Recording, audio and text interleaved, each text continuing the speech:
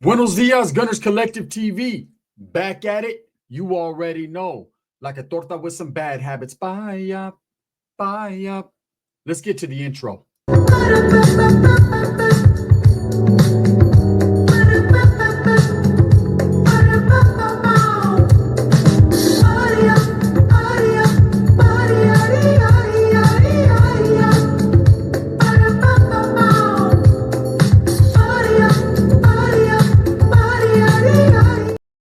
Welcome back. And if you haven't already hit that like and subscribe button, make sure you go ahead and do that. Put your notification bell on all so that way you're directing the direction of the dope content that the gun stays kicking.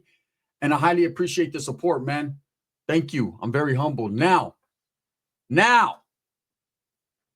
let's talk about Boxer Mendoza, Paradigm Media News. First and foremost, man, if you haven't went to that channel, go over there. Trip out, man. That guy is one of the most gifted and powerful storytellers. Emphasis on storytellers, man, right? That I've ever heard. I mean, his influence is far-reaching. In fact, he's one of the individuals that actually influenced me to do YouTube in the first place. You know, I remember when he was in his element, when he was at his best, and that was when he was reading his own book that he wrote, the Broken Paradigm, right? Which is his book you can get on Amazon Books, I believe, or wherever. And it's for like $9.99 or something. So go ahead and get it. It's on a super discount right now. That dude, I couldn't wait to get home from work to listen to him narrate his book. You know, the way he told the stories, the way I knew the stories to be true for the most part, right? The individuals that were involved in the stories, a lot of them I had either heard of or I knew personally. And so I was very intrigued to hear someone tell their story. And because it was based upon the Norteño movement and a lot of things that were happening in them times, which I was actually a part of, to me, it was just like listening to a story in real life that I was somehow involved in. I played an intricate part in, right? So I appreciated that. And like I said, I would get home from work. I couldn't wait for a new chapter. I'd be all mad at Boxer. Didn't even know him when he didn't put out a new chapter. And there was a lot of people just like myself. Anyways, right. I remember as I was reading this book, you know, he mentioned a couple guys that I was in the youth authority with, guys that I did time with when they were first starting out their Norteño career and where it was taking them.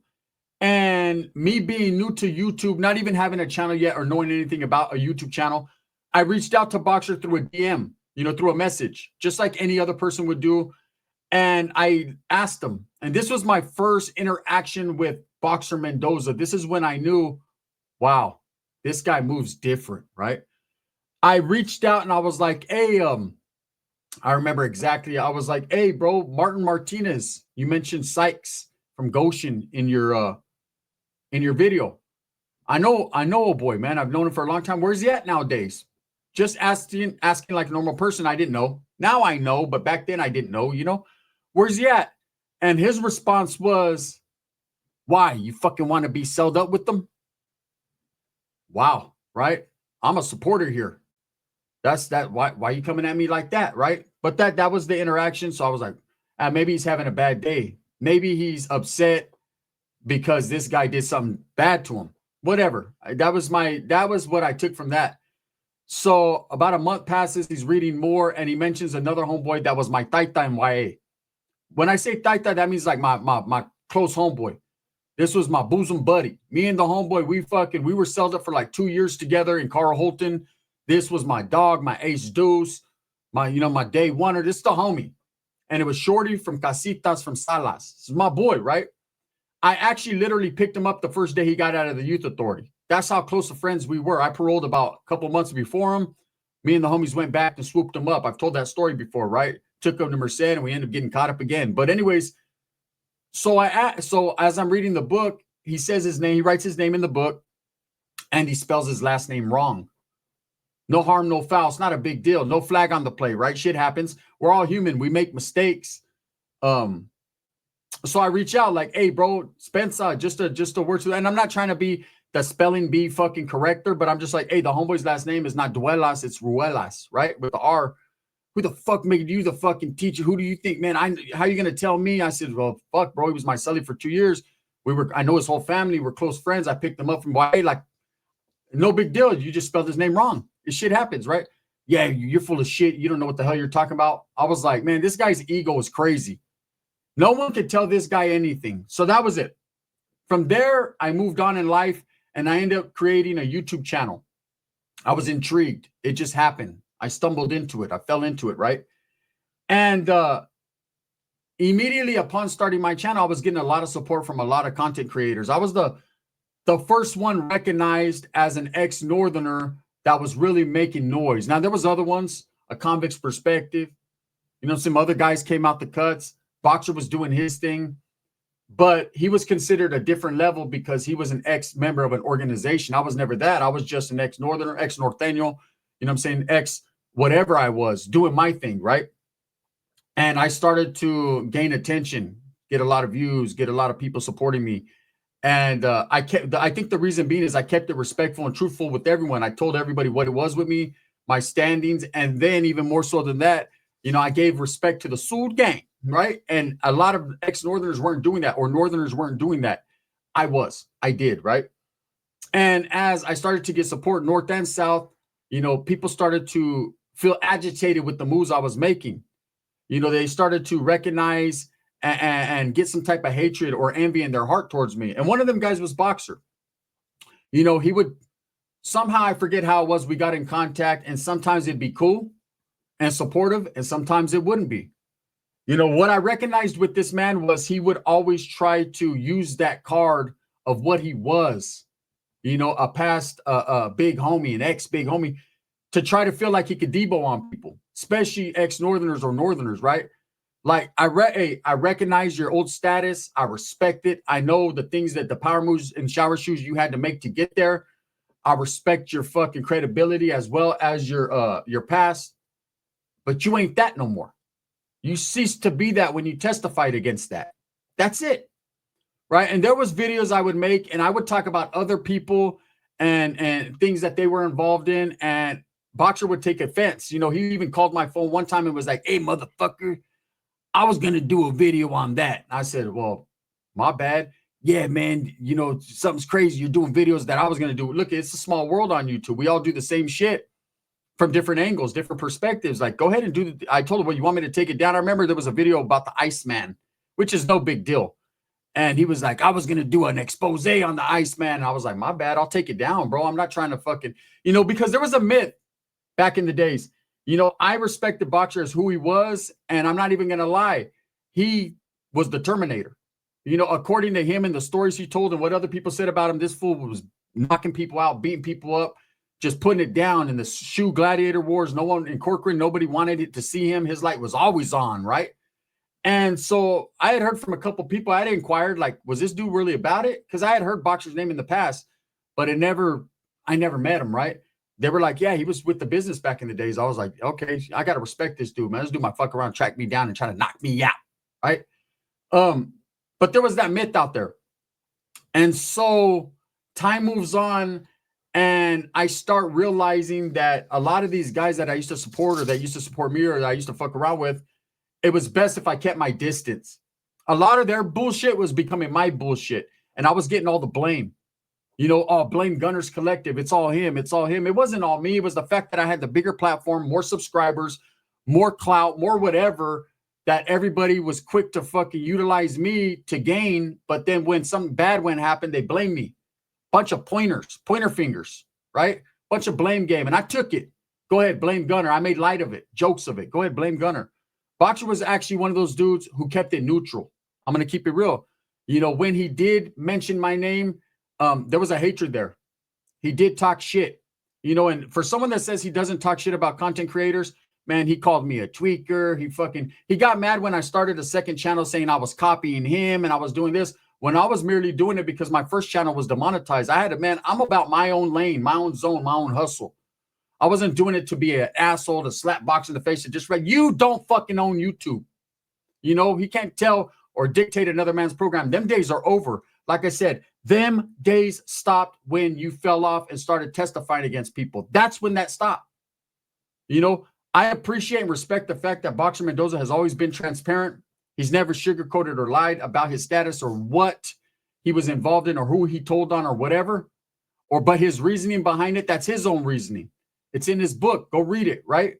I just felt like distancing myself was the best thing to do. Not to say that I'm any better than any other man or that I'm not in the same boots or same shoes when it comes to not being an active gang member. I know what I got coming at the end of the day.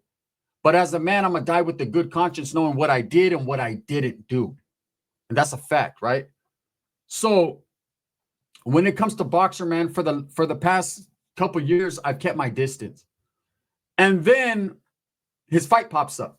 He did a fight, man, under the Chicano tube. Shout out to Chicano tube, man. Even though me and Mikey don't see eye to eye, that was a good friend of mine at one point, man. And I don't understand where it went wrong, man. I'll never get it, but I get it. I get it. Shit happens. Cool, right? He had to distance himself from me. Do your thing, brother. Do your thing, But Mikey continued to progress with his boxing YouTube fights. And I seen that Boxer finally got on a card. So if you guys remember when I boxed Cholo Trucker, man, when it was the first actual event that happened, there was a lot of criticism. There was a lot of people that felt I could have done more or that I misrepresented the North when I didn't do it for the North. I was not part of that. I'm not part of that. I'm just a man from Northern California, but that's not my thing. When I did that, I represented correctly, right? There was never no flaws in my shit. I did what I had to do. But now that I'm no longer part of that, I don't wake up every morning and still trying to be that. I'm not trying to misrepresent myself. I can let the past go, bro. You know what I'm saying? If I could wake up in the morning, call the homeboy from Soul Gang and go kick it, right? I'm not worried about North and South and all that. I don't apply pressure like that. It's not my thing. I get dudes that are like, oh man, you talk shit about Southerns. I talk shit about everybody, bro. You know what I'm saying? Hey, I shouldn't, but I do. And it's not talking shit in the sense that you're thinking it's I'm having fun. Just like the shit with Dorito Ranas, right? I'm clowning. The fucker has a big back. Let's all have fun, right? He's a good sport. Like I said, Navato wins fucking most confident guy of the year. You can't tell me he don't look like a wet bag of chili beans. Let's be real here. Back to the fucking content, right? That was just a quick one. Chita, I got to go in on you. I'm hoping Chita would. One, you left me a comment. Trip out on this. That Vato got more feria than you. Hey, homie, we don't need to fucking do push-ups. We don't use hands out here in these streets. Yeah, well, in prison, there's no guns. So I'm just saying. Anyways, you know what I'm saying? Get your bag of chip game up. So when it comes to Boxer, man, he had an event. We all know how my event turned out. Do people know the backstory on a lot of things and why exactly it went down the way it went down? I could tell you right now, I was tired as fuck. I did not train. I took it lightly. I thought it was just some exhibition bullshit. And I made a fool of myself. I've never proclaimed to be the greatest boxer in the world, right? My name isn't Boxer. That's not my thing, right? My name is Gunner. So no boxing gloves included in my package, right? But fighting and boxing is a different story. Anyways, I go in there, we do what we do. I thought we put on a good show. We set a precedent and a mark in the historia of first time two Latinos from North and South, not even gang members, but from Northern California, Southern California, could get in a ring peacefully and put on an event. It turned out to be a good event, regardless if you liked it or not. And I knew that there was going to be people that were going to laugh and clown and whatever. I could take that. But Boxer Mendoza led the charge. Oh, man, I got called all kinds of poop butts, all kinds of suckers, man, all kinds of I can't fight worth shit. Man, he's disappointed in me. First of all, you're not disappointed in me because you never liked me. You were happy. You were happy that fight wasn't, that I didn't go in there and knock Cholo Trucker out, or that I didn't fucking, like that right there, he'd have been like, man, you know what I'm saying? That fool got lucky. Either way, that ego, that big head and all that was directed at hating on me. Cool, man. Now, around the same time that happened, there was a big fall off. I call it the big fall off. A lot of the dudes that I was fucking with at that time that I either distanced myself from or they distanced themselves from me for whatever reason, there was master manipulators behind the scenes getting in everyone's ear. Now, I'm not here to point fingers in anyone's direction or say anything, right? But there was dudes that were behind the scenes playing all sides. And, there was a rift started between me and the homie Hangout. There was a rift started between me and other content creators. And most of it was he said, she said, that she said, he said. They were behind the scenes trying to pull strings. These hardcore gang members, just super dupers. Look at my dog out there rubbing his butt. Hey, get out of there. You were doing booty scoots on my carpet? Well, I guess this fucking content ain't that serious anyways, huh? That's what he thinks about it. But back to rubbing his ass. You know, I started talking about motherfuckers, his ass started itching. So what I'm trying to say is there was a lot of shit going on behind the scenes, a lot of fucking people manipulating, whatever. The big fall off happened. A lot of people distance themselves. Cool. I stopped correspondence with a lot of people. Some dudes I still got a lot of respect for and love for, man. If they don't know who they are by now, then I can't tell them. Even though I've heard some shit they've said about it, it's cool, man. I still got love for you. I just can't fuck with you. You can't fuck with me. I get it, right? Whatever. So now you have Boxer. He's continuing to do his channel. The distance has been real. He has a boxing match. And I felt it was tit for tat. I felt in a funny way, man, when I seen his performance. And let's be real. The Terminator was terminated. This Vato should have never, ever, so gay, got in the ring with that man, Mile High. Shout out to Mile High. Devastatingly put hands on this dude. I mean, Boxer fell like 3 or 4 times on his own. That mythology of him being this hardcore boxer and fighter and gang, like, it's so bad that there's dudes on YouTube right now that won't even call him by his moniker Boxer. They just call him John because he went in there and he made an utter fool of himself, just like I did. Okay, but worse, way worse. Like I don't know what canvas smells like. That Vato knows what it smells like 5 times over. That Vato almost choked himself on the bottom rope. Like it was all bad. And myself and Dubs, we made a video just clowning, having a good time. And people went in on me. Why are you clowning the big homie? Like they ain't my big homie. That Vato's not my big homie. All that trying to front and still act like you're part of something in that life, we were all part of something, whether it was a higher level or not. It doesn't matter because we're all in the same boat now. I don't care how well you speak. I don't care how you carry yourself. I don't care what fucking stories you tell to people. Your past is in the past. We're now in the future. And that mythology and all that fucking trying to punk people and all that, that shit went out the door when you jumped in that ring and your hand was exposed of who you really are. No one's intimidated anymore. In fact, I think more people are probably scared of getting a case than they are of getting fucking beat up. Now, I made fun. I had a good time, man. I just gave what I got. You know, it was all good when Gunner was getting clowned on about his boxing match, but when the Terminator gets in there, it's a different story, right? It wasn't. It was a worse story than I thought even possible. You know, I was actually going for Boxer. Like, let's see what the big homie got. Let's see what big homie Boxer got, right? Ex-big homie. And he goes in there and he lays a fucking fat ass fucking egg. He lays the Willy Wonka golden egg. You know what I'm saying? Geeses. I want my goose to lay gold eggs for Easter. He laid it wasn't even Easter and about to lay an egg. And by the way, I want a feast. I want a bean feast. He would have been better at a bean feast than he was in that ring. He lost. No harm, no foul. Shit happens, bro. Boxing is different from fighting. Can't take that away from you. You know what I'm saying? Devato's sick. He was out of shape. He didn't look like he was proper. And you know, and he immediately, see, when I lost a fight, I say I lost. I lost, right? I think Cholo Checker was in better condition. I think, you know what I'm saying? I admit it. I admit it. I lost that, right? There was no fucking excuses. Just is what it is. I was out of breath. I was tired. I didn't train. That's me. I got my ass fucking handed to me. With Boxer, there was all kinds of excuses on this and that, and it was just crazy. Anyways, I'm doing this video not just to clown, but this is a man who has built his channel upon telling stories of his past and stories about other people incarcerated. And yesterday he does a video about Mateo Rocha. And Mateo is an ex-member from Salas. Very respected at one point in time. Very super respected. And name kind of caught on. A lot of people started to know his name. You know, those of us that are from Northern California, we know who Mateo is. You know, all the homies that came out of Salas got a reputation and they're represented well, right?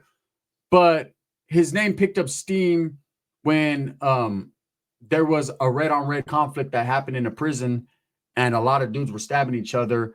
And he was placed in administrative segregation. And his name was in flux on whether he was going to cooperate with the feds or not. Ultimately, he ended up cooperating. I knew he was cooperating from day one. I was actually called by Boxer Mendoza and asked not to do a story on it. This was a couple years ago because Mateo had some shit going on and he was in correspondence with Mateo. They were working together on something or whatever, right? And he just asked me if I would not do a video on it. I said, yeah, no, that ain't my thing. I don't do videos like that anymore, bro. I've moved on in life. You know what I'm saying? I'm talking about Chitorrana. I'm cool. And that was that. Great conversation. You know what I'm saying? And then Boxer continues to take jabs here and there. Now, here's his thing. He swears up. Anyways, he does this video yesterday on Mateo. It is what it is. And it was a great video. It got sent to me. I'm watching it. And then somewhere about the 18-minute mark in the middle of the video, he has to start taking jabs at YouTubers. Now, I don't know what exactly YouTuber he was taking a shot at, whether it was myself, Dubs, Homie Hangout, anybody. I don't know, right? But the fact is, you're going to have a good-ass video, and then you just cannot, your ego cannot let you just stick to the script. You have to take shots. Yeah, man, these fucking content creators, man, they be telling lies and this and that, still trying to act like they're living that life. I'm not. Those around me are not. You know, I just have morals and values that I'm going to stick to. And it has nothing to do with gangs or prison or any of that. We know what you've stuck to. You've stood on it. You've sat on that stand. You've stood on that. Respect. Do what you do. You didn't affect me. But there's a whole bunch of people incarcerated you have affected, right? So, yes, you lived a life in a real life on both sides. No big deal. You know what I'm saying? Everyone has dirt. Everyone's done something in their life they're not proud of. I'm not here to expose your shit. That's not me, man. I'm not trying to discredit your stories, right? But we will get, if we wanted to get to facts, how, you know, these guys don't know what they're talking about. These guys are full of shit. Full of shit. How many times have you had to go back and apologize on your channel because you've gave misinformation? You know, I remember you did a video about a certain guy from an organization that got booked in the middle of the night, and his family was upset. You had people fucking damn near having heart attacks and tripping out, and then you came back, my bad, it was bad information. Secondhand information is secondhand. That's why it's usually bad. That's why you got to vet it. You're the one that was supposed to lace the homeboys up and teach them that. I'm saying, Boxer, I have no disrespect towards you. I have no ill will towards this man. I wasn't what he was. Emphasis on was. But it trips me out on these guys that think just because they were part of something at one point in time that they still got some type of juice or still are going to debo and punk on people. That is what's not ever going to happen, right? Especially after I seen the way you fight. That's what's never going to happen. You know, there was one point in time, I'm going to be honest. Look, I'll be real. I keep it real. I'm one of those YouTubers that keeps it real. That's why I'm hated, right? But I still have morals, right? Here's my realness right here. There was going to be a fight between Rojo back in the days in boxing match. And the homie Rojo at the time, man, that was my boy. You know what I'm saying? Everyone knows, man, we were kicking it every day. He got sick. You know, he got sick and I remember him telling me, yeah, bro, my stomach's fucked up. And he did. He had problems going on, you know? And I was like, fuck, you know, because we had put all our eggs in one basket. Like we were planning on this fight, man. And Boxer was all for it, whatever, you know? Was it ever going to happen? One never knows. Shit could pop up, but this is what popped up. And so he expressed to Boxer himself, I said, well, you're going to have to tell Boxer. He said, yeah, I'll tell him. So he told me, I ain't going to be able to do the fight, bro. My stomach's fucked up. The doctor told me I can't, you know? And Boxer was like, well, I'll fight fucking Gunner then. I'll beat Gunner's ass then. So I was like, all right. And I didn't necessarily agree, but I was just like, okay, he'll whip my ass. But then it just kind of took fire, like, oh, Gunner's going to do it. And I was like, well, hold up. I ain't never agreed to fight this big old motherfucker. Motherfucker weighs like 250 pounds more than me, you know, and supposed to have hands of steel. He's supposed to be the Terminator. You think I'm 190 pounds, 200 pounds? I'm going to get in there with a 400-pound fucking giant? Hell no. There's weight limits to this shit, right? Was I scared? No, I was concerned, right? I'm cool, man. Motherfucker weighs 200-300. Now, if it's a street fight and we're out there and it just happens to crack off, yeah, but I ain't voluntarily going in there to get man-witched. That ain't me. I said, no, I'm cool with that shit. I'm good, right? I don't want to fucking be the add-in. And I was all types of pussies and punks and scared. And it's not that, bro. It's just I'm not stupid. But honestly, and I want everyone's honest opinion, I'm about 220, 6 foot 220. Levalto's like 400, 350, whatever he is. But the way he moves around, bro, good luck. If he would have got in the ring with me, I probably would have beat him up, man. And I'm not saying that I would have or that I can. I'm saying, but in a boxing ring, in a boxing fight, I'd been too fast and I'd have moved around on his that because I'd have trained for him, right? And plus he would have fell about 5 times before he even got in the ring. So that's just what that is. Look, no disrespect towards Boxer, man. He's always hated me for whatever his reasons were. And I think it all stems behind just trying to be the #1 ex-Northerner on YouTube, right? I don't give a fuck about titles or any of that. Shit, I'm just getting my bread doing me, man. So the other day he does the video, man, and he starts clowning on YouTube content creators. But his biggest thing is I don't get involved in the drama. I don't do the back and forth. I don't disrespect fucking YouTubers. But then why does he do it all the time? It's right there, bro. You just have to. Your ego has. Look, you don't need all that. Boxer's a great content creator. One of the best on YouTube. Can tell a story, has charisma, is intelligent, all that. But he always fucks it up because he can't. He gots to be the man. I'm here to tell you, bro, it's 2025. You're not the man. I'm not the man. None of us are the man. We're men, but we're not the man. Anyways, take it for what you want to take it for. You know what I'm saying? I'm not here to disrespect Boxer and call him out or none of that shit, man.